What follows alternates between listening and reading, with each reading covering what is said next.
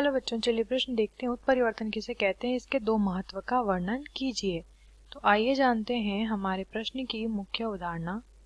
हमारे प्रश्न की मुख्य अवधारणा है, हमें बताना है इसके बारे में, उत्परिवर्तन के बारे में, उत्परिवर्तन के बारे में, और इसके महत्व भी हमें बताने हैं।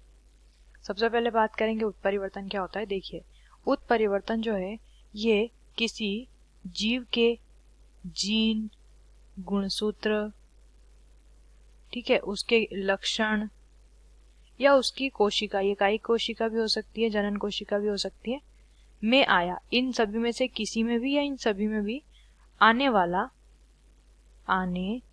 वाला एक ऐसा अचानक होने वाला एक परिवर्तन, जिस परिवर्तन के कारण किसी जीन, गुणसूत्र, लक्षण या कोशिका की प्रकृति में परिवर्तन आ जाता है, उसकी प्रकृति में परिवर्तन आ जाता है, इस प्रकार के परिवर्तन को ही उत्परिवर्तन कहते हैं।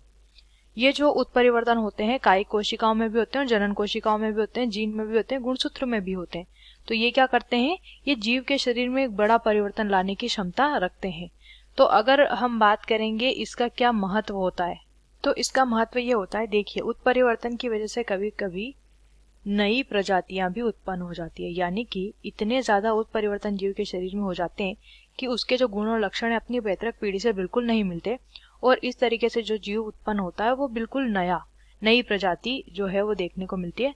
तो नई प्रजातियों की उत्पत्ति का कारण क्या बन जाता है, उत्परिवर्तन बन जाता है। दूसरा महत्व इसका ये होता है कि जो जीव है जिसमें उत्परिवर्तन की वजह से कोई नया लक्षण, तो किसी नए लक्षण की उत्पत्ति का कारण भी उत्परिवर्तन होता है। आशा करते हैं आपको इस प्रश्न का उत्तर समझ आया होगा। धन्यवाद।